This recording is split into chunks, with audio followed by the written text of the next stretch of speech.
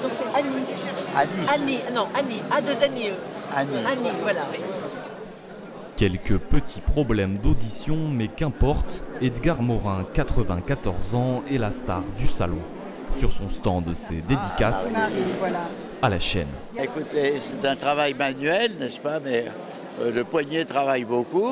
Enfin, il faut bien faire du travail ouvrier quand même. Un sourire radieux et un humour à toute épreuve. Mais Edgar Morin, figure de la résistance et philosophe, est surtout présent pour parler des problèmes actuels. L'autre comme moi, qu'est-ce que ça vous évoque ? Écoutez, c'est un problème permanent que nous avons à l'égard d'autrui qu'il faut essayer de comprendre, et nous l'avons aujourd'hui à l'égard de tous ces réfugiés qui fuient la guerre et qui arrivent chez nous. Edgar Morin, président d'honneur pour les grandes plumes du festival, ce choix sonne comme une évidence.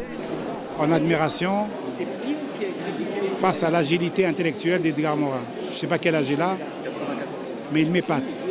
C'est tout à fait normal et légitime que Edgar préside le... C'est un excellent choix.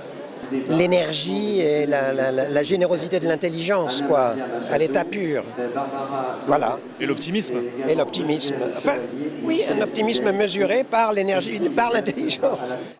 Si l'œuvre d'Edgar Morin fait l'unanimité, certains pensent déjà aux défis de notre époque. Il était dans des combats qui en son temps avaient du sens. Maintenant, il y a de nouveaux combats devant de nouveaux adversaires.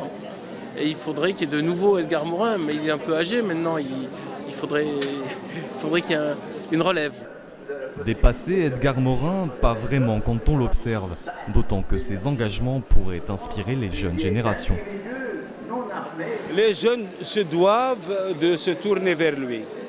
Et ils ont beaucoup de choses à apprendre de son expérience, de sa lucidité, de sa conception du monde. Parce que le monde leur appartient, il faudrait qu'ils soient armés pour faire mieux que nous. On a besoin de personnes qui nous donnent du courage. On a besoin de héros.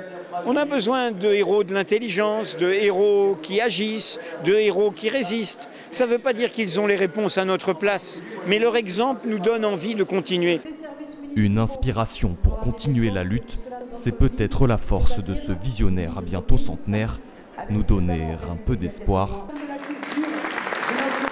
Bravo, Monsieur Morin.